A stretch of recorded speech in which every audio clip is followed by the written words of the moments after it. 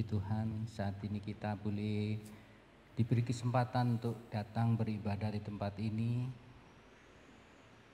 Setiap kita boleh mengucap syukur di hadapan Tuhan karena kemurahannya, karena anugerahnya kita masih diberi kekuatan, kesehatan untuk beribadah bersama-sama.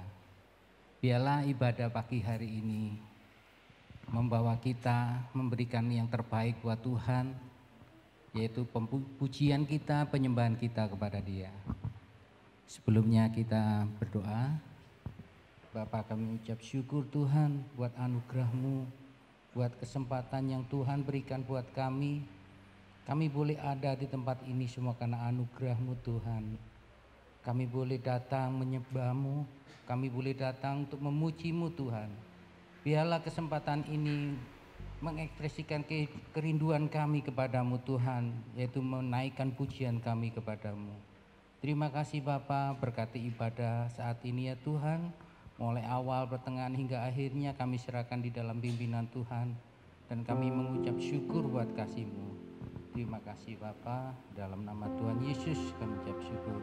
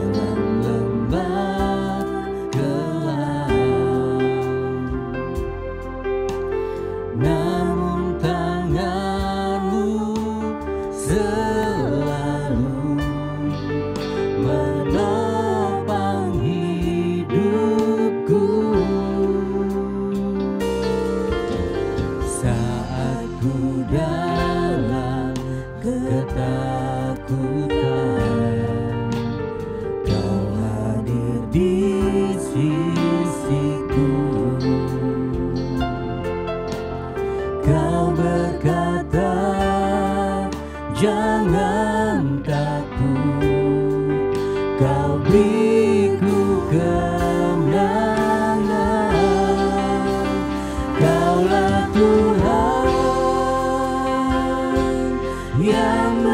berjanji, tak sekalipun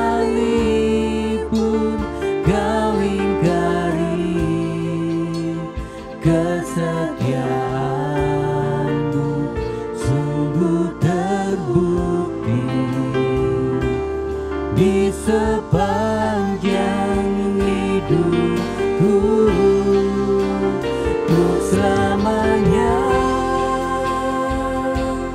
ku kan setia melayani, mengasihimu. Tiada Tuhan sepertimu.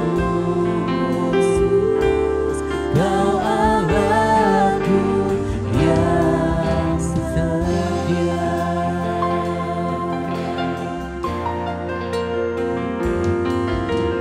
Sekalipun ku berjalan dalam lembah kelam,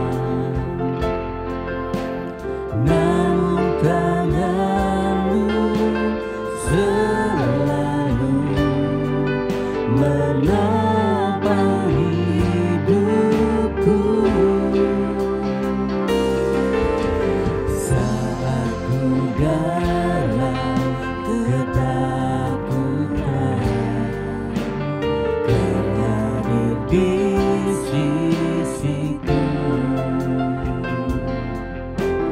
Kau berkata, jangan takut, Kau beriku kemenangan. Kaulah Tuhan yang berjanji, tak sekalipun kau ingkari kesetiaanmu, sungguh terbukti di sepanjang hidupku. Untuk selamanya ku kan setia melayani, mengasihimu.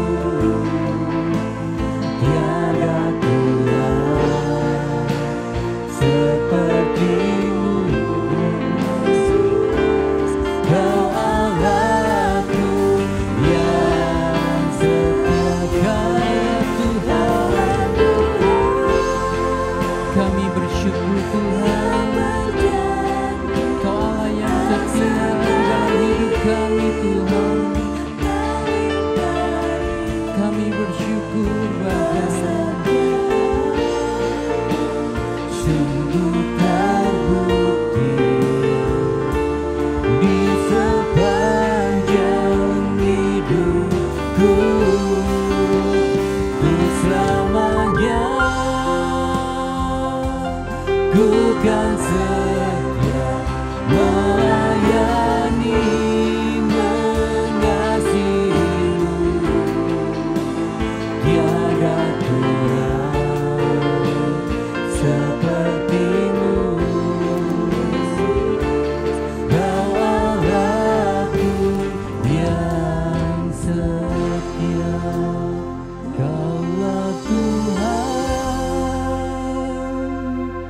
yang berjanji, tak sekalipun kau ingkari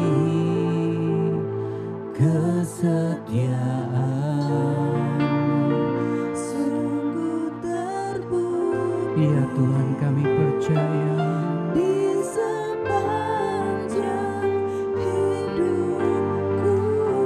Untuk selamanya. Ini pernyataan hidup kami di dalam Kau Tuhan. Mengasihimu. Tiada Tuhan sepertimu.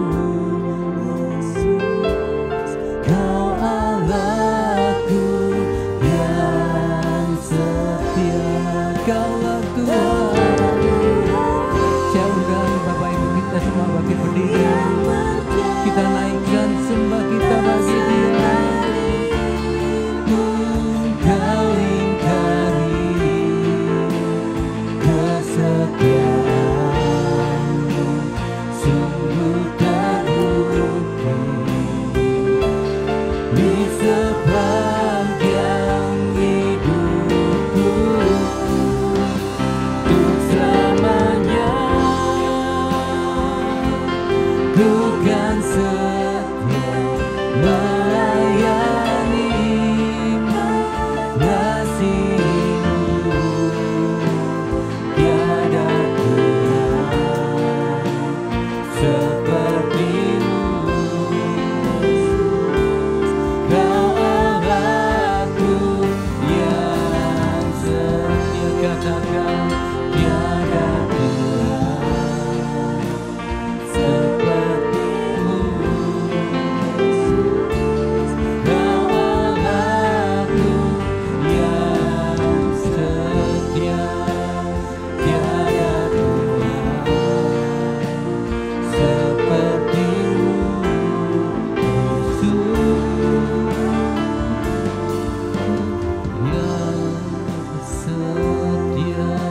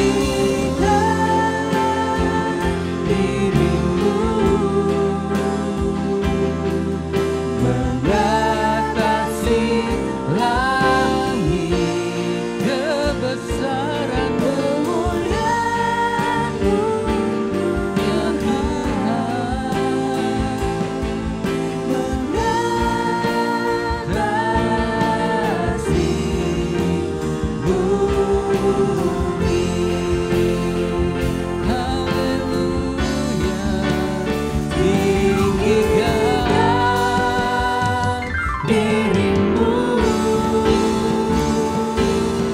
mengatasi langit,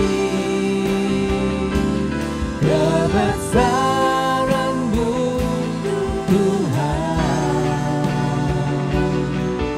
mengatasi bumi, tinggikan dirimu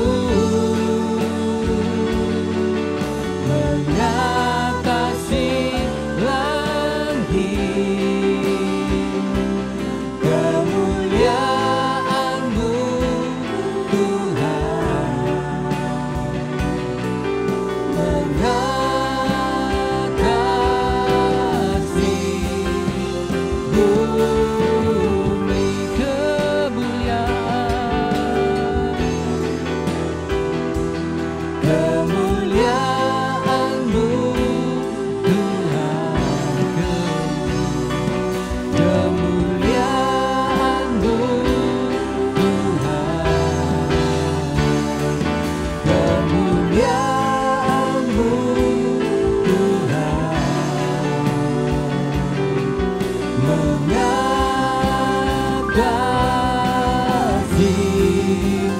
bumi. Berikan sorak-sorai buat Tuhan. Haleluya. Haleluya. Ada sukacita? Haleluya. Kita naikkan pujian kita, sorak-sorai kita buat Tuhan, karena Dia Allah yang setia di dalam hidup kita. Amin.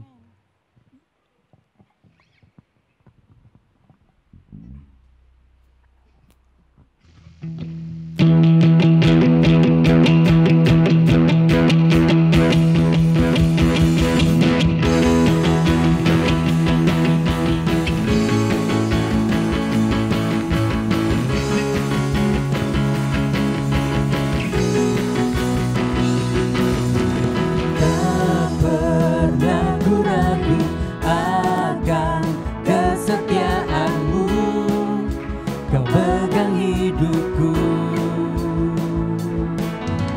sepenuh jiwaku. Ku yakin dan percaya Kau tuntun langkahku. Yesus, Kaulah Raja dalam hidupku, berkuasa berjaya untuk selamanya. Hanya Kau Tuhan, sumber kekuatan, kuasa-Mu tercurah bagiku senantiasa. Dengan-Mu Tuhan, ku kan berjalan dari kemuliaan sampai kemuliaan selamanya.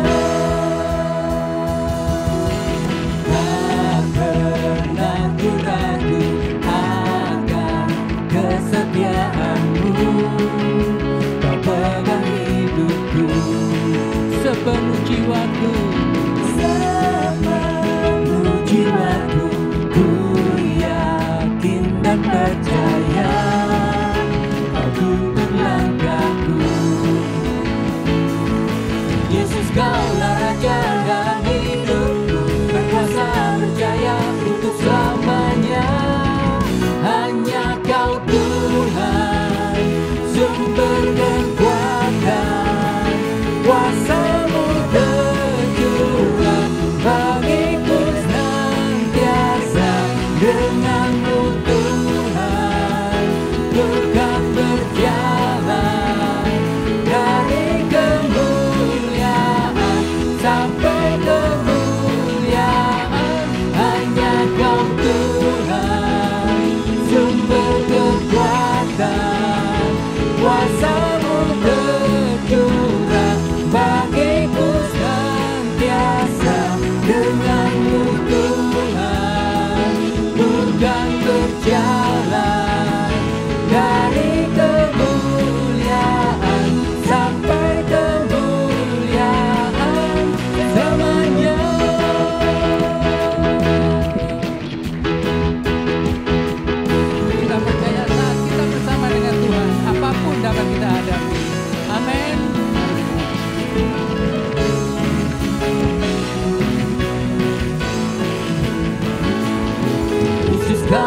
Raja dalam hidupku, berkuasa berjaya untuk selamanya. Yesus, Kaulah Raja dalam hidupku, berkuasa berjaya untuk selamanya.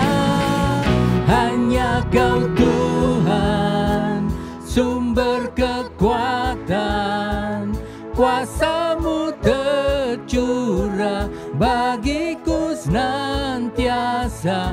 Dengan-Mu Tuhan, ku kan berjalan dari kemuliaan sampai kemuliaan.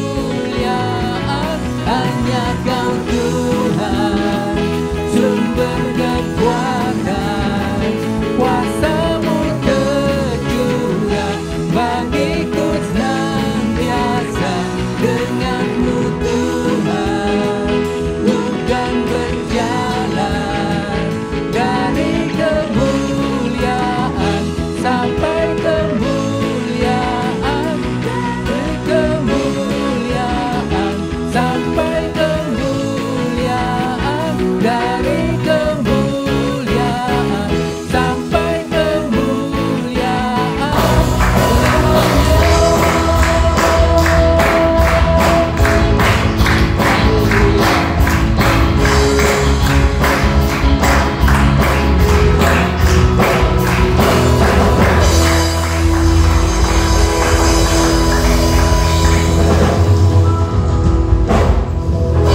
Kita bersyukur kita memiliki Allah yang luar biasa di dalam hidup kita. Kita memiliki Allah yang begitu perkasa, Allah yang setia, Allah yang menyertai setiap kehidupan kita. Tapi seringkali kita kecewa saat kita berjalan menghadapi keadaan kehidupan kita. Seringkali kita tidak mengerti apa yang ada di dalam rencana untuk hidup kita. Kami percaya setiap langkah yang kita hadapi, setiap jalan yang kita hadapi, walaupun di dalam luka kekelaman sekalipun, Dia Allah yang setia di dalam hidup kita. Tapi seringkali kita lupa bahwa Dia itu beserta selalu berjalan bersama kita. Karena apa kita seringkali kecewa, seringkali kita, kenapa Tuhan buat seperti ini? Menghadapi apapun di dalam hidup, mari kita belajar mengerti, mari kita belajar berharap kepada Dia. Karena kita nggak ngerti apa yang ada di hadapan kita saat ini, apa yang akan kita lalui saat ini. Tapi saat kita percaya bahwa Allah itu Allah yang setia, Allah yang senantiasa berjalan bersama dengan kita, kita mengerti setiap rencana adalah yang terbaik di dalam hidup kita. Jangan ku mengerti segala rencana-Mu,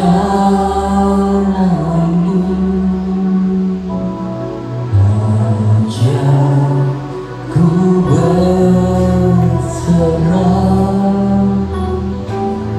hanya padamu.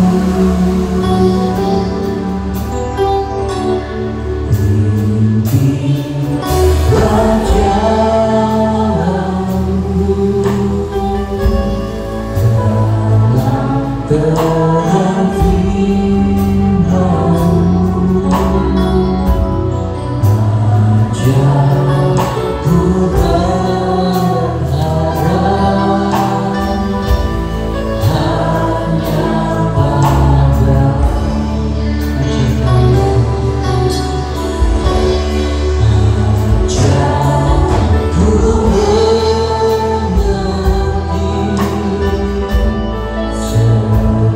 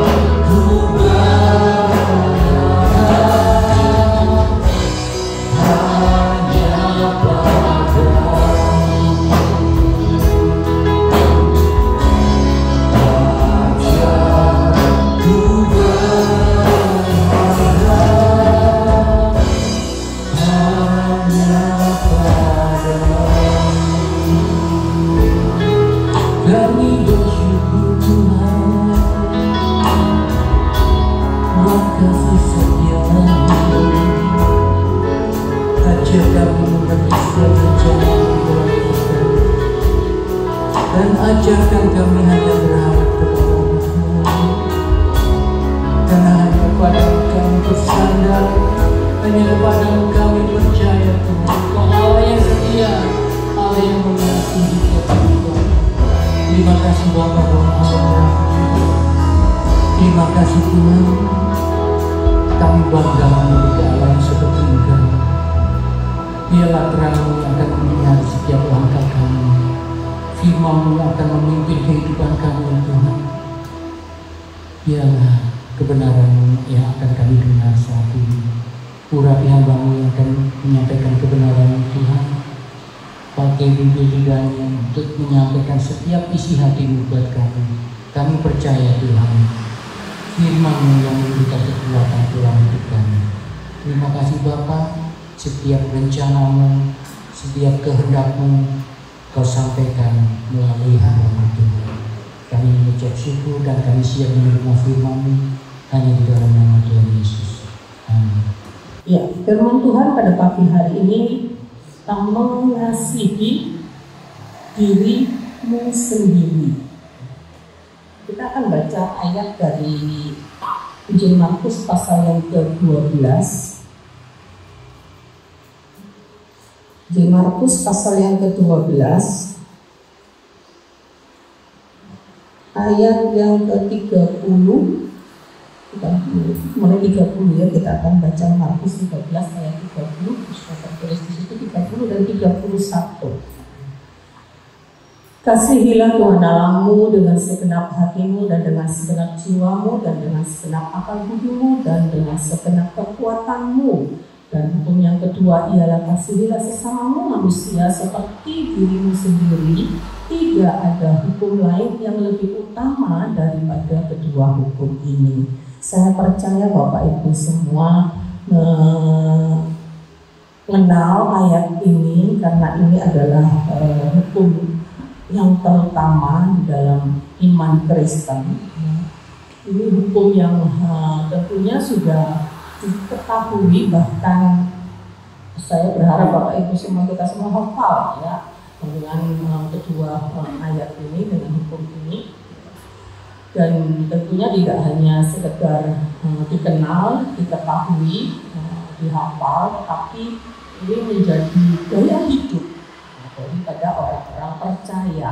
Nah, ada dua objek utama, ya, ada dua objek kasih yang menjadi fokus utama di dalam kedua ayat ini adalah Allah dan sesama. Itu objek kasih kita, mengasihi Allah ya, dengan segenap hatimu, dengan segenap jiwamu, dengan segenap akal budimu, dengan segenap kekuatanmu.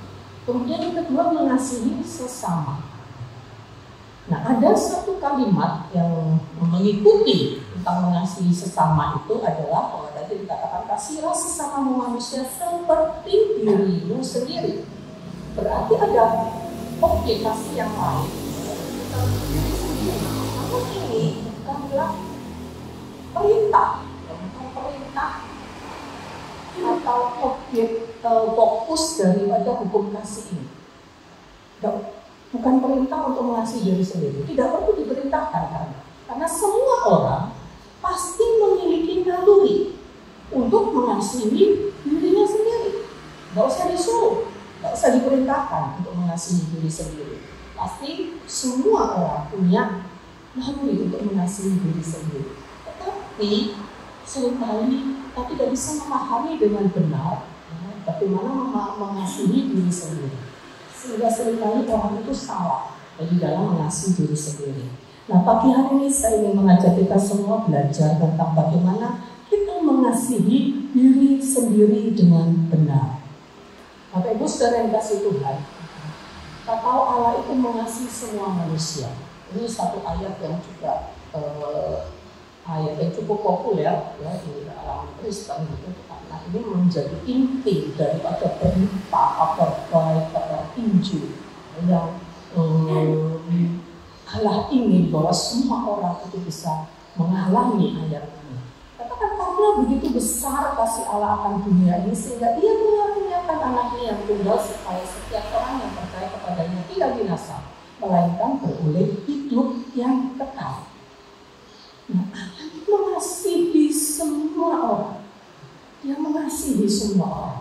Sehingga dia ingin bahwa semua orang yang sudah jatuh ke dalam dosa itu dikembalikan hartanya, dikembalikan kemuliaannya, dipulihkan kembali sehingga menjadi berharga di mata Allah. Ketika manusia itu jatuh dalam dosa, dirinya menjadi tidak lagi berharga di hadapan Allah. Karena dosa itu sudah merusak semua kepribadian manusia, hakikat manusia menjadi rusak oleh dosa, sehingga tidak layak di hadapan Tuhan. Nah itu ketika Adam jatuh ke dalam dosa, Allah harus mengusir keluar dari tangan Eden. Dia tidak layak ada di situ. Tapi karena begitu besar kasih Allah akan dunia ini, Dia mengaruniakan anaknya yang tunggal, supaya setiap orang yang percaya kepadanya tidak binasa tapi beroleh hidup yang kekal. Dan Allah tidak hanya menebus dari dosa, diampuni dan dikembalikan hartanya, tapi Allah punya rancangan yang indah bagi setiap orang yang percaya dan menerima Tuhan Yesus sebagai Tuhan dan Juru Selamat. Allah punya rancangan untuk setiap pribadi. Karena itu setiap orang yang percaya, yang mengasihi dan menghargai dirinya sendiri, akan membawa dirinya ini kepada rancangan Allah. Bagaimana kita harus mengasihi diri kita? Kita harus belajar mengasihi diri kita itu dengan benar. Bagaimana kita mengasihi diri kita dengan benar? Bapak Ibu Saudara, berbicara tentang kasih. Kasih yang sejati tidak dapat berdiri sendiri secara terpisah dari Allah. Artinya apa? Artinya kasih yang benar, kasih yang sejati itu hanya dapat dialami dan dibagikan oleh mereka yang sudah mengalami kasih Allah secara pribadi. Di luar sana orang yang tidak menerima kasih Kristus, yang tidak percaya Kristus, mereka bisa mengasihi. Oke, mereka bisa mengasihi. Tapi sejauh mana? Dengan kasih yang sejati itu tidak akan bisa terlepas daripada kasih Allah. Hanya orang yang sudah mengalami secara pribadi kasih Allah di dalam dirinya, orang itulah yang bisa mengasihi dengan benar. Mengasihi Tuhannya, mengasihi sesama, masuk mengasihi dirinya sendiri. Jadi kasih sejati itu tidak bisa lepas daripada kasih Allah. Di dunia sana ada kasih, ada cinta. Orang bisa mengasihi, ya, tapi tidak bisa mengasihi seperti Allah mengasihi manusia. Tidak ada kasih yang lebih besar daripada kasih Allah. Kasih Allah itulah kasih yang terbesar. Dan di dalam Yohanes 13 ayat 34 dikatakan, Aku memberi perintah baru kepada kamu, yaitu supaya kamu saling mengasihi, sama seperti aku telah mengasihi kamu, demikian pula kamu harus saling mengasihi. Jadi bagaimana polanya, bagaimana patronnya untuk orang itu bisa mengasihi sesama, termasuk mengasihi diri sendiri, gitu ya. Yaitu seperti Allah sudah mengasihi kita. Jadi sebagaimana Allah sudah mengasihi kita, demikianlah kita harus mengasihi diri kita sendiri. Apakah mungkin ya, ada orang lain, pribadi lain yang mengasihi kita, diri kita, lebih daripada diri kita sendiri? Secara manusia rasanya sulit. Kita ini mengasihi diri kita lebih daripada orang mengasihi kita pastinya. Pasti kita mencintai diri kita sendiri itu sedemikian rupa. Tapi ingat, seringkali kita tidak mengasihi diri kita seperti Allah mengasihi kita. Ada satu pribadi yang mengasihi kita lebih dari diri kita sendiri mengasihi kita. Itulah kasih Allah. Jadi kita harus mengasihi diri kita ini seperti Kristus sudah mengasihi kita. Seperti Kristus sudah mengasihi kita, bagaimana Dia mengasihi kita, demikianlah kita harus mengasihi diri kita sendiri. Kristus mengasihi kita dengan Dia merelakan dirinya mati menanggung semua dosa kita. Kenapa? Karena Dia ingin kita bebas, kita lepas daripada jeratan dosa, daripada perbudakan dosa. Kristus rela mati untuk menebus kita lepas dari semua dosa. Maka kalau kita mengasihi diri kita sendiri, kita seharusnya juga tidak mengizinkan ada dosa apapun ada di dalam diri kita. Tapi faktanya, banyak orang sulit untuk melepaskan dosa. Ada banyak orang yang masih simpan dosa, tidak bisa mengampuni, iri hati, sombong, dan lain-lain. Orang yang mengasihi dirinya sendiri seharusnya tidak mengizinkan ada dosa apapun ada di dalam dirinya. Karena Kristus mengasihi kita demikian juga. Dia rela dirinya mati supaya orang tidak lepas dari dosa. Tapi kita mengotori diri kita sendiri. Bagaimana kita bisa mengatakan bahwa kita mengasihi diri kita dengan benar? Kita masih ada dosa yang kita simpan.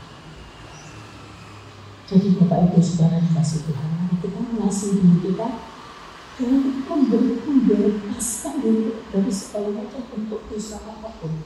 Karena untuk itu Kristus sudah mati bagi kita. Kristus mengasihi kita sedemikian rupa. Kita harus juga mengasihi diri kita seperti Kristus mengasihi kita. Jadi kita orang itu masih simpan dosa, tidak bisa mengampuni, tidak mengampuni itu dosa. Pelanggaran terhadap hukum Allah, dan hukum Allah katakan ampunilah. Kita tidak bisa berbuat baik kepada musuh kita berdosa di hadapan Tuhan. Jika itu terjadi, jangan katakan bahwa kita mengasihi diri kita sendiri. Berarti kita tidak mengasihi diri kita sendiri. Kita membiarkan diri kita. Dosa itu sesuatu yang merusak, merugikan, merusak kehidupan kita, merusak kehidupan orang. Untuk itu Kristus mati. Untuk membebaskan kita dari dosa, Kristus sampai mati. Kenapa kita mau mencengkaki diri kita lagi dengan dosa? Tapi dengan bentuk kita mengasihi diri kita sendiri. Jadi kalau Bapak Ibu yang masih simpan dosa, harus lepaskan itu kalau kita mau mengasihi diri kita sendiri. Kemudian Kristus itu mengasihi kita. Dia membeli kita, menjadikan kita miliknya, dan menjadikan hidup kita ini, tubuh kita ini sebagai bait Roh Kudus untuk Dia berdiam. Untuk itu Kristus harus tahu. Dia karena kasihnya Dia rela mati supaya hidup kita tadi mati lepas dari dosa dan akan menjadi berdiam di dalam kita. Jadi kalau kita mengasihi diri kita sendiri seperti Kristus mengasihi kita, maka jangan ada yang lain yang boleh berkuasa di dalam diri kita. Tidak boleh ada Tuhan-Tuhan yang lain ada di dalam diri kita. Kalau kita mengasihi diri kita sendiri seperti Kristus mengasihi kita dan Dia mau menguasai hidup kita, Dia mau menjadi Tuhan dalam hidup kita, seringkali kita menyanyikan pujian dengan menunjukkan bahwa Yesus Kristus adalah Tuhan. Dalam setiap pujian kita, dalam setiap doa kita berkata Tuhan. Dan Tuhan itu artinya adalah yang diperkuat. Bahwa Dia terus menjadi penguasa. Seringkali kita menyebut Dia Tuhan, tapi kita tidak menjadikan Dia penguasa dalam hidup kita. Siapa yang berkuasa dalam diri kita? Ego kita, keinginan kita, pikiran kita, itu yang menjadi penguasa. Diri kita sendiri yang menjadi penguasa. Kita tidak mengasihi diri kita sendiri. Kalau 1 Korintus 19-20 tidak tahukah kamu bahwa kamu telah dibeli ya, dan harganya telah lunas dibayar. Kristus itu yang menjadikan kita dan kamu adalah bait Roh Kudus, di mana Allah berdiam di dalam kita. Jadi kalau kita mau mengasihi diri kita sendiri, maka jadikan Kristus itu sebagai Tuhan satu-satunya di dalam kehidupan kita. Hanya hanya Kristus yang bisa menguasai kehidupan kita sedemikian rupa, supaya hidup kita itu benar-benar indah. Kalau Tuhan berkuasa dan Tuhan mengendalikan hidup kita.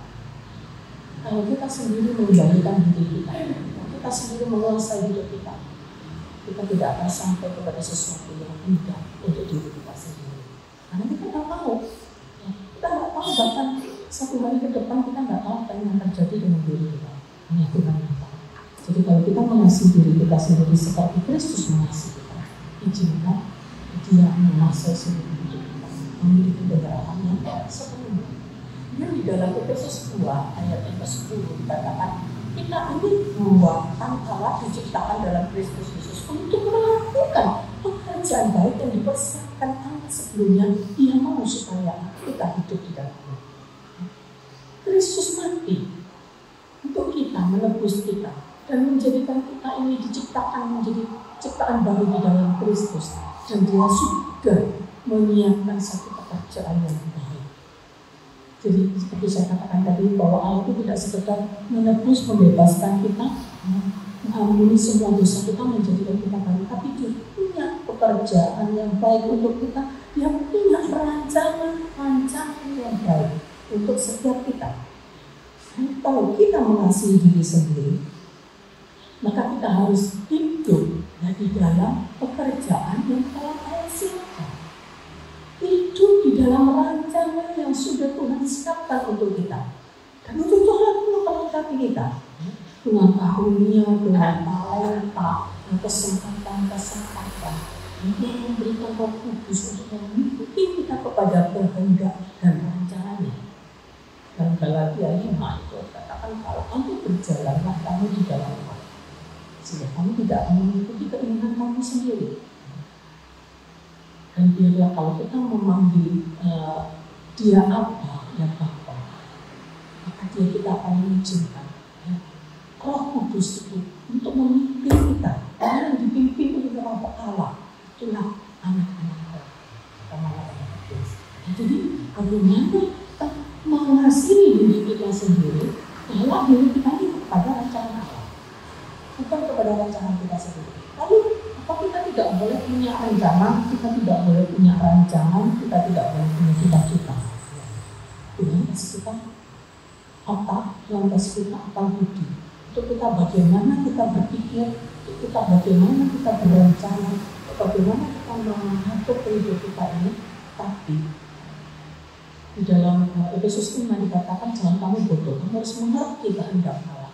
Artinya dalam setiap apa yang kita rancangkan, setiap pekerjaan yang kita tekuni, atau masih ada cita-cita ke depan yang kita harapkan, yang untuk kita raih, ya itu sesuai dengan kehendak dan rancangan Tuhan. Sebagaimana Tuhan sudah mempersiapkan untuk kita sebuah pekerjaan yang baik. Allah mau, katakan tadi Efesus 2, Allah mau untuk kita hidup di dalamnya. Ketika kita mengasihi diri kita sendiri, maka mari kita hidup yang menurut kehendak Tuhan. Dan ketika kita mengasihi diri kita sendiri, mari kita kenali dengan baik. Kita kenali dengan benar potensi kita, talenta kita, karunia kita, sampai kepada karakter kita, kelemahan kita, kekurangan kita. Dan kita mengembangkan semaksimal mungkin semua potensi yang Tuhan beri dalam kehidupan kita. Kalau kita mengasihi diri kita seperti Allah mengasihi kita. Jadi mari kita memahami siapa diri kita. Saya tahu orang itu tidak mengerti dirinya sendiri. Dia tidak menyadari kalau dirinya itu punya karakter-karakter yang buruk. Dia tidak menyadari kalau ada potensi-potensi yang Tuhan beri dalam dirinya. Sehingga dia tidak berkembang sebagaimana yang Tuhan mau. Orang yang mengasihi dirinya sendiri, dia akan memahami. Beberapa waktu yang saya pernah menyampaikan, kita menjadi pribadi yang maksimal. Bagaimana Tuhan itu memperlengkapi kita dengan segala macam kemampuan secara intelijensial, kemampuan sosial, kemampuan keterampilan yang lain. Memperlengkapi banyak hal dalam kehidupan kita. Mari kita pahami diri kita dan kita mau mengembangkan kehidupan kita sesuai dengan apa yang Tuhan berikan. Allah memberikan kepada kita karunia, talenta, kemampuan, kesempatan. Itu Dia tahu terbaik untuk kita. Dan dia tahu bahwa kita butuh itu. Dimana masing-masing orang itu kan unik, masing-masing orang tidak sama, karakternya, kepribadiannya tidak sama. Dan Allah sangat tahu, itulah dia memberikan kepada kita karunia, kemampuan-kemampuan, keterampilan itu sejalan dengan kepribadian kita. Ya, sejalan dengan apa yang Tuhan ingin kita mencapainya. Dia memberikan yang terbaik dalam kehidupan kita. Tapi seringkali kita tidak paham itu, sehingga kita melakukan segala sesuatu berkembang, ya, tidak sesuai dengan rancangan Allah, sehingga pasti tidak akan maksimal. Tidak akan maksimal. Tapi ketika kita memahami ajaran Tuhan, kita memahami kehendak Tuhan, kita mengerti tentang kemampuan kita dalam bangsa di sini, maka kita akan mengembangkannya sehingga menjadi pribadi yang maksimal. Oh, setelah saya di sini, saya akan tekan kelemahan kita ini seminimal mungkin. Oh, potensi saya di sini, saya akan mengembangkan potensi saya ini semaksimal mungkin. Itu ketika kita mengerti. Masing-masing orang, tidak ada orang yang lahir ya, tanpa kemampuan. Siapapun, dia mungkin punya kekurangan fisik mungkin, ya, orang yang menderita disabilitas, fisiknya tidak sempurna. Itu tidak ada seorang pun lahir tanpa kemampuan Allah. Dan tidak ada seorang pun juga lahir ya tidak punya kelemahan. Karena apa? Karena dosa. Kita semua harusnya punya dosa. Semua orang punya kelemahan. Tidak ada manusia yang sempurna. Kelemahan kita mau kita pahami. Ya sadari, ya siapa diri kita, jangan menganggap diri kita selalu baik. Sadari kelemahan kita, mungkin kita masih menjadi orang yang kurang lemah lembut, kurang sabar, kurang murah hati mungkin. Tapi sadari dan kita bagaimana kita menekan kelemahan kita itu seminimal mungkin, seminimal mungkin. Dan kita bisa menggenapi rencana Allah di dalam kehidupan kita. Kemudian di dalam Efesus pasal yang kelima, dalam Efesus pasal yang kelima,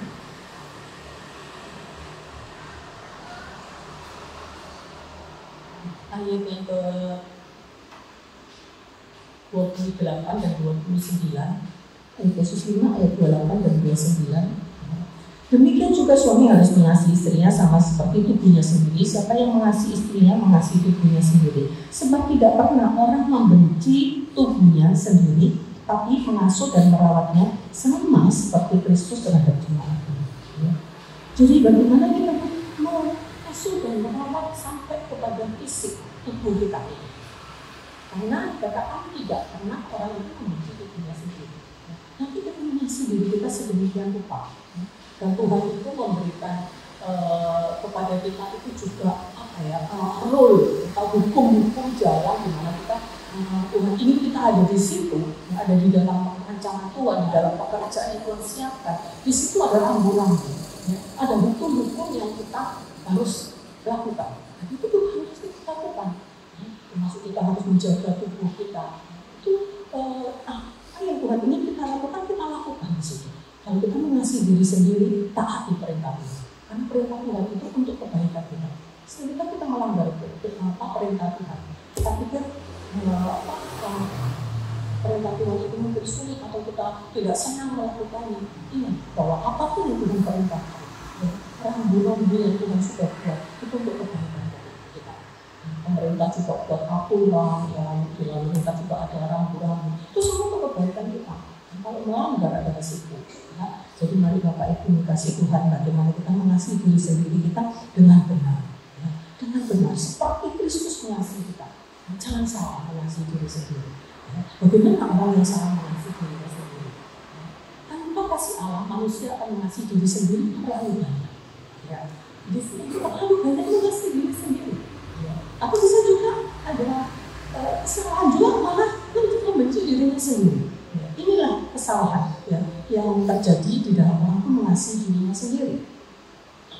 Di dalam 2 Timotius 3, ya, di dalam ayat 2 Timotius 3 ayat 1 sampai yang ke-9 itu tentang manusia akhir zaman. Ya.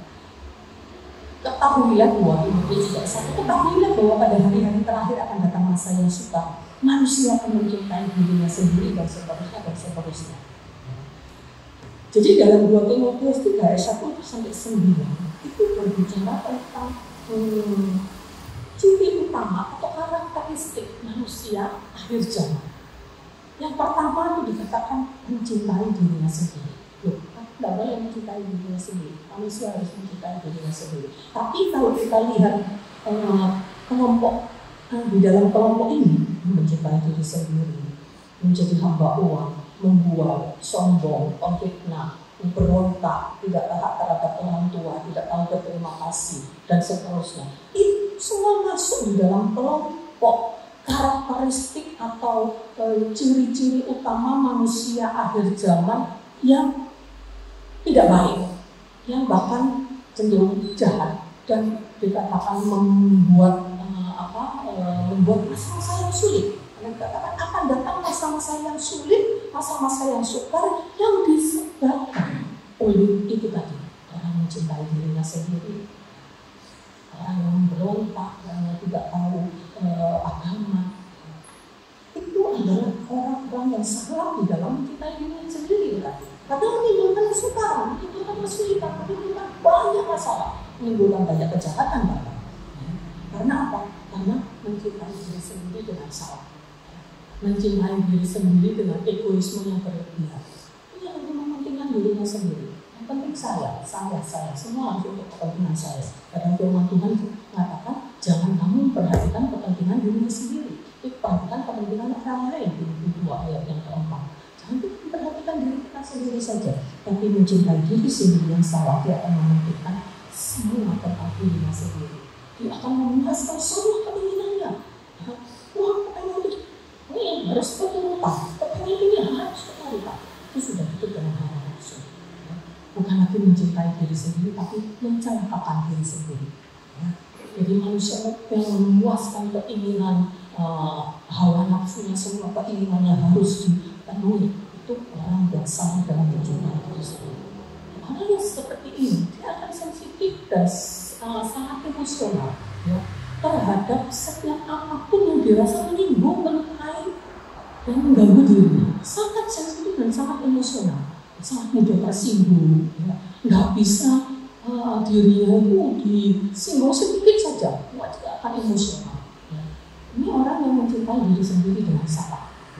Jadi perhatikan Bapak Ibu, kalau kita tidak mudah menerima sesuatu yang rasa menyinggung diri kita sendiri, jangan kita salah mengasihi diri kita sendiri. Kita tidak bersedia dikritik, ya, kita tidak bersedia dikoreksi, ya. Hati-hati kalau kita tidak mengasihi diri kita sendiri. Orang mengasihi dirinya sendiri, dia akan tahu bagaimana memperlakukan dirinya dengan benar. Ya. Itu mengasihi diri sendiri yang salah. Ya. Nah, ada 2 ekstrem yang salah di dalam mengasihi diri sendiri. Ini sudah merupakan gangguan psikologis, yaitu tentang narsistik, ya, orang yang narsis. Jadi kita familiar ya dengan kata-kata narsis, orang yang suka selfie, kata-kata narsis, ya itu mungkin dalam kadar yang ringan. Ya. Narsis cuma seperti eksis fotonya tampil, tapi narsis yang sesungguhnya itu adalah sesuatu yang merupakan gangguan psikologis. Dan kita akan lihat di video ini, dan kita akan belajar dari pakarnya, dari pakar psikologinya, dari masa psikologinya, ya tentang mencintai diri sendiri yang salah, yang disebut dengan narsistik. Apa itu narsistik? Ya. Dan satu lagi self-loathing, ini juga sesuatu yang salah. Gangguan kepribadian narsistik adalah seseorang yang memiliki rasa bangga atau keyakinan yang berlebihan terhadap diri mereka sendiri dan kebutuhan yang ekstrim akan pujian. Mereka suka membesar-besarkan prestasi mereka dan berharap orang lain untuk memuji mereka. Jadi terlalu bangga terhadap dirinya sendiri dan kebutuhan yang ekstrim akan pujian. Itu adalah ciri-ciri dasar dari orang narsistik. Karena untuk menutupi rasa harga diri yang rendah, atau dengan kata lain, mereka sebenarnya tidak menganggap dirinya itu berharga. Makanya mereka menutupinya dengan haus akan pujian dan kebutuhan untuk menunjukkan kemampuannya secara berlebihan. Tentu saja tidak salah. Bahkan secara psikologis kita harus mengasihi diri kita sendiri.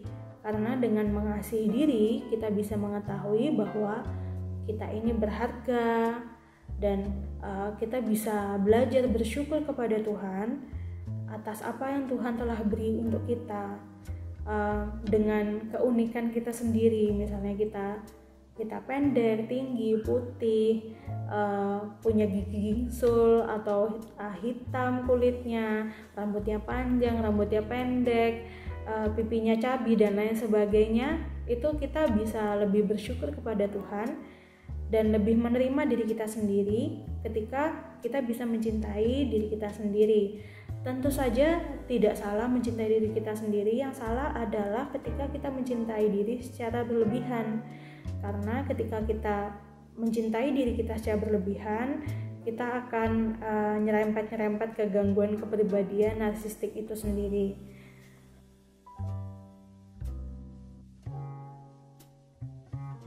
Nah, saya akan membahas perbedaan mencintai diri sendiri yang wajar dan berlebihan atau narsistik.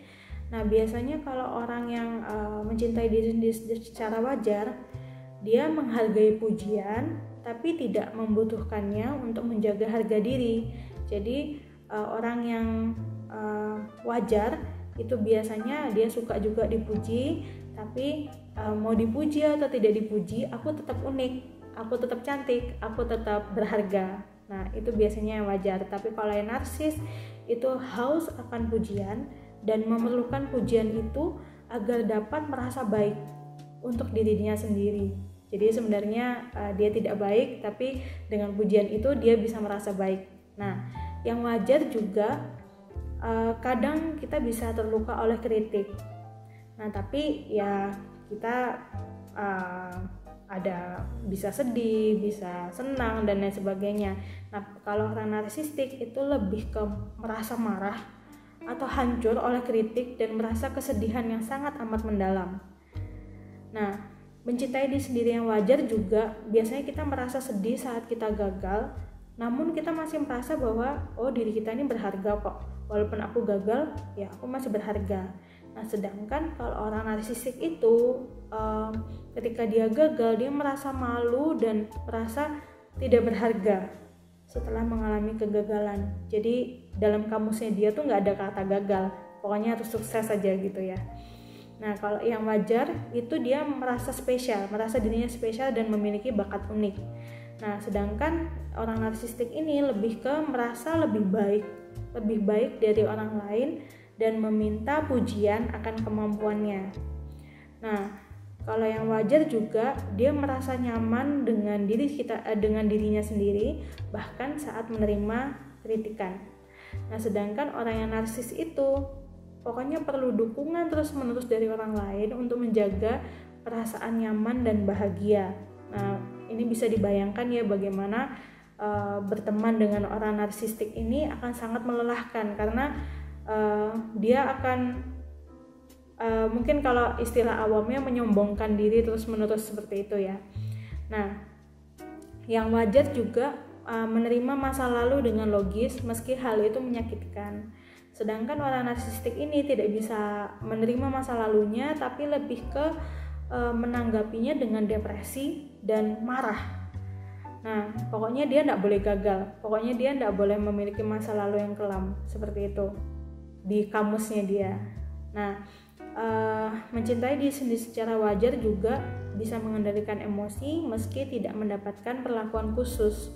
Sedangkan kalau orang narsistik itu selalu merasa pantas dan harus mendapatkan perlakuan khusus dan dia akan marah saat diperlakukan dengan cara yang biasa. Nah, yang wajar juga cirinya adalah empati dan peduli terhadap perasaan orang lain.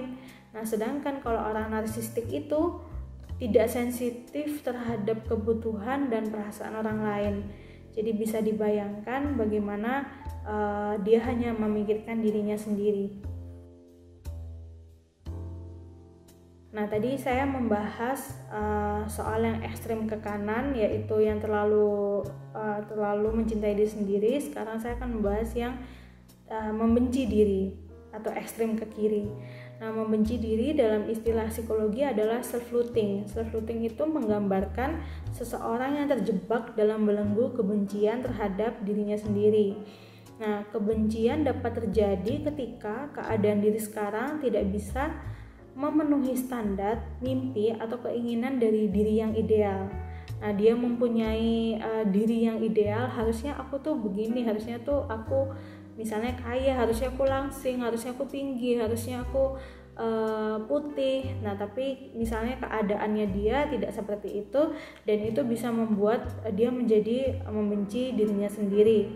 Nah, biasanya orang ini selalu melihat kesalahan-kesalahan yang dia buat dan membandingkannya dengan orang lain, dan selalu menganggap orang lain tuh jauh lebih baik daripada dia, dan akhirnya menjadi lupa untuk menghargai dirinya sendiri. Nah, hati-hati, karena ketika kita membiarkan diri kita terjebak atau anak kita terjebak dalam self-loathing, maka nanti kedepannya dia akan selalu merasa gagal, dia merasa tidak berharga, dan dia akan tidak mampu melakukan apapun dalam hidupnya dengan baik. Contohnya misalnya orang-orang self-loathing ini selalu berpikir, aku memang gak pantas berhasil kok, aku memang gak akan pernah bahagia, aku memang gak bisa apa-apa, memang aku yang selalu salah, dan lain sebagainya. Nah, biasanya self-loathing ini akan lebih terlihat di anak remaja, karena anak remaja kan masanya mencari jati diri. Jadi ketika mereka terbiasa dibentuk di lingkungannya bahwa mereka itu tidak berharga, nah mereka akan merasa rendah diri. Nah, ketika mereka merasa rendah diri, mereka akan lebih mudah terpengaruh oleh teman-temannya yang tidak baik. Nah, mudah terjerumus ke seks bebas atau kenakalan remaja. Nah, untuk mencari jati dirinya itu, nah bisa terjebak dalam hubungan yang tidak sehat dengan pasangan, merasa tidak masalah apabila disakiti, merasa pantas menerima yang buruk dalam hidupnya, dan lain sebagainya. Yang pertama adalah ajak anak untuk mengetahui dan menggali potensi dalam dirinya, bakat minatnya, dan dukung anak untuk mengembangkannya. Nah, yang kedua yang perlu adalah mengapresiasi anak. Mengapresiasi ini bukan berarti ketika dia mendapatkan hasil yang bagus kita apresiasi, enggak, tapi kita menghargai prosesnya juga.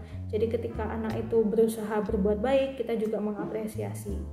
Nah, yang ketiga, selalu ajak anak untuk melihat segala sesuatu dengan kacamata yang positif, atau ajari anak untuk bersyukur dengan apa yang dia punya. Nah, yang terakhir adalah orang tua mencontohkan hal-hal baik kepada anak sehingga anak juga dapat menirunya. Bapak Ibu, kalau mungkin masih ada beberapa menit itu ya, bisa diakses lagi lewat YouTube nanti ya. Jadi dua ekstrem yang salah kita orang itu dalam mengasihi diri sendiri, yaitu terlalu banyak mengasihi diri sendiri dan membenci diri sendiri. Jadi antara narsistik dan self-loathing tadi itu. Ya. Nah, perhatikan, jadi ketika orang itu sudah pujian itu sudah menjadi kebutuhan, itu sudah narsistik.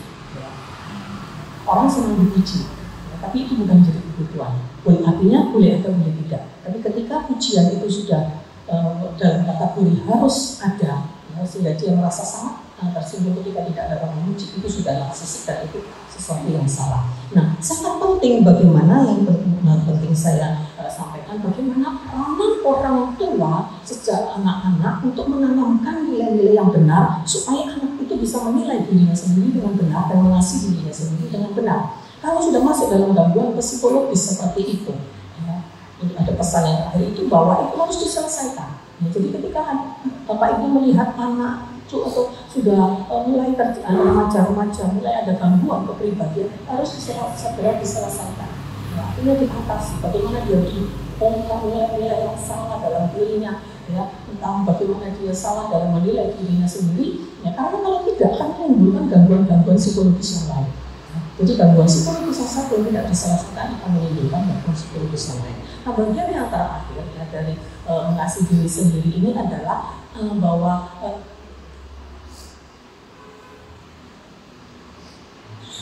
bahwa mengasihi diri sendiri ini kan itu bukan frasa atau bukan kalimat tersendiri, tapi ini kaitannya dengan mengasihi sesama. Jadi ketika Allah itu mengasihi semua orang, Dia ingin kita juga mengasihi. Ya, Dia ingin bahwa kita juga mengasihi semua orang seperti kita mengasihi diri kita sendiri. Jadi ingat, mengasihi diri sendiri, ketika orang itu bisa mengasihi diri sendiri, dia akan bisa mengasihi orang lain dengan benar. Mengasihi diri dengan benar, kita bisa mengasihi orang lain dengan benar. Jadi ingat, mengasihi diri sendiri itu tidak terlepas daripada mengasihi orang lain. Karena itu satu kalimat, ya, bukan kalimat yang berdiri sendiri, tetapi itu satu kalimat yang merupakan kelanjutan. Kasihilah sesamamu manusia seperti dirimu sendiri. Jadi kita harus mengasihi sesama manusia, dan mengasihi orang lain juga didasarkan kepada kasih Allah. Dan mengasihi orang lain juga harus didasarkan pada kasih Allah kepada kita. Bukan seberapa suka kita akan orang itu, bukan tergantung untuk penilaian kita terhadap pribadi itu, tetapi standarnya adalah kasih Allah kepada kita dan kasih Allah kepada orang itu. Jadi bagaimana kita mengasihi orang itu adalah bagaimana Allah seperti kita dan Allah mengasihi orang itu. Bapak Ibu saudara yang dikasihi Tuhan, ya, di dalam Yesaya 43 ayat 4 itu katakan bahwa karena engkau ini berharga di mataku dan mulia, dan aku ini mengasihi engkau. Jadi Bapak Ibu, Tuhan membuat kita ini berharga di mataku sampai Dia rela menembus kita. Ya, jangan sampai kita sendiri tidak menghargai diri kita sendiri karena kita salah memperlakukan diri kita sendiri. Nah, jangan sampai kita terlalu banyak mengasihi diri sendiri. Terlalu banyak mengasihi diri sendiri itu adalah sesuatu yang salah, sesuatu yang tidak benar. Jadi mari kita benar-benar bisa mengasihi Tuhan, mengasihi sesama, mengasihi diri sendiri sungguh-sungguh dengan benar, dan Tuhan menghargai kita, ya, dengan luar biasa. Bahwa setiap pribadi berharga. Tanamkan kepada anak-anak remaja semua, anak-anak kita sejak masih kecil bahwa kita berharga. Ya, bukan karena apa yang bisa kita lakukan, tetapi kita berharga ini karena Tuhan yang menjadikan kita berharga. Amin.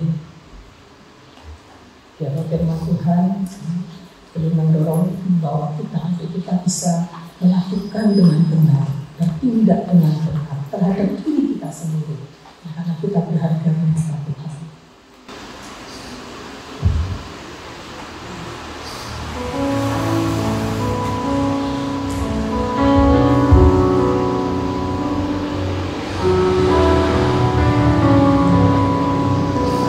Nyanyikan pujian ini dengan kesadaran diri bahwa diri kita ini berharga di hadapan Tuhan. Diri kita ini Tuhan jadikan mulia. Mari jangan sampai kita salah memperlakukan diri kita sendiri. Kita mencemari kemuliaan yang sudah Tuhan buat dalam hidup kita dengan dosa yang masih kita simpan dan kesalahan-kesalahan yang masih kita lakukan. Takkan aku berharga di mata-Mu Tuhan. Di mata-Mu mulia dalam pandangan-Mu, ku berharga di mata-Mu. Engkau yang mengasihi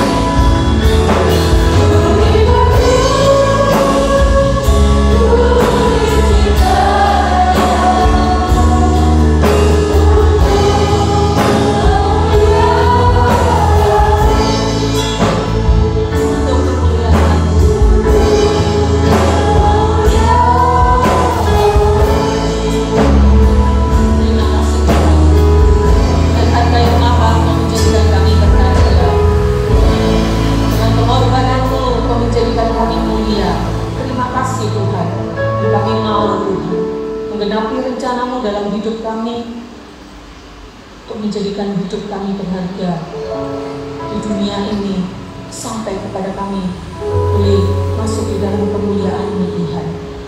Terima kasih Tuhan, atas pengorbanan-Mu.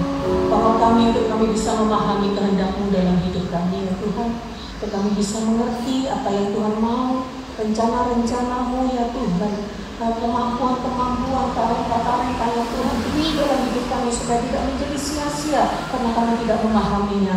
Nah mari Tuhan tolong kami, Roh Kudus pimpin kami untuk kami bisa memahami diri kami sendiri dan membawa diri kami kepada rancangan yang ajaib. Terima kasih ya Tuhan, kami percaya kasih setia-Mu nyata dalam kehidupan kami ya Tuhan, memimpin kami hari demi hari untuk kami sampai kepada rancangan kesetiaan-Mu di dalam kehidupan kami. Terpujilah Engkau ya Tuhan. Mari Bapak Ibu Saudara yang dikasihi Tuhan, pada akhir ibadah kita akan memberkati, kita akan memberkati bangsa dan negeri kita, supaya kita boleh menjadi berkat di tengah-tengah bangsa ini. Dalam nama Tuhan Yesus, turun berkat atas Indonesia, berkat hikmat kepada Bapak Presiden, Wakil Presiden, para menteri, para kepala daerah dari tingkat provinsi sampai kabupaten kota, berkat kesehatan dan perlindungan kepada mereka semua Tuhan. Tuhan menolong ya Tuhan, supaya pemimpin-pemimpin negeri ini mampu mengambil keputusan dengan tepat dan benar di tengah-tengah situasi yang sulit ini. Berkat pemulihan ekonomi dan kesejahteraan bagi seluruh rakyat Indonesia. Berkat atas Kabupaten Probolinggo, dijauhkan dari segala macam kejahatan, dari segala penyebaran virus Tuhan, supaya bisa ditekan sedemikian rupa. Berkat pemulihan ekonomi di daerah ini ya Tuhan, yang nyatakan kasih kemurahan bagi bangsa, negeri kami dan kota kami. Berkat-Mu turun atas bangsa ini dalam nama Yesus. Bapa kami di surga, dikuduskanlah nama-Mu, datanglah kerajaan-Mu, jadilah kehendak-Mu di bumi seperti di surga. Berikanlah kami pada hari ini makanan kami yang secukupnya, dan ampunilah kami akan kesalahan kami, seperti kami juga mengampuni orang yang bersalah kepada kami. Dan jangan membawa kami ke dalam pencobaan, dilepaskanlah kami daripada yang jahat. Dan Engkau yang punya kerajaan dan kuasa dan kemuliaan sampai selama-lamanya. Doa kami bagi seluruh jemaat Tuhan yang ada di tempat ini maupun mereka yang beribadah di rumah-rumah Tuhan. Turunlah berkat atas mereka semua juga, yang peliharakan, dijauhkan dari segala sakit, penyakit dan paparan virus. Mereka yang mungkin terbaring sakit saat ini, Tuhan jamah dengan kuasa-Mu Tuhan, Kau memberikan pemulihan kesehatan Tuhan. Tuhan tolong supaya kami boleh sehat secara jasmani dan rohani di tengah-tengah situasi dunia yang sulit ini. Terpujilah nama-Mu Tuhan, kami mengucap syukur pada hari ini. Dalam nama Yesus kami berdoa. Jemaat yang dikasihi Tuhan, turunlah atas-Mu berkat dari Allah Bapa, bukan kasih dan pemurahan atas keluarga-Mu, atas pekerjaan-Mu, atas kehidupan sosial-Mu. Berkat Tuhan menyertai, dan Yesus Kristus yang sudah rela mati dan menjadikan Engkau berharga, kiranya akan memberkati, menyertai Engkau senantiasa, dan Roh Kudus akan menolong Kau menjadi pribadi-pribadi yang berharga dan mulia di hadapan Tuhan sampai Tuhan Yesus datang kedua kali menjemput kita semua. Amin.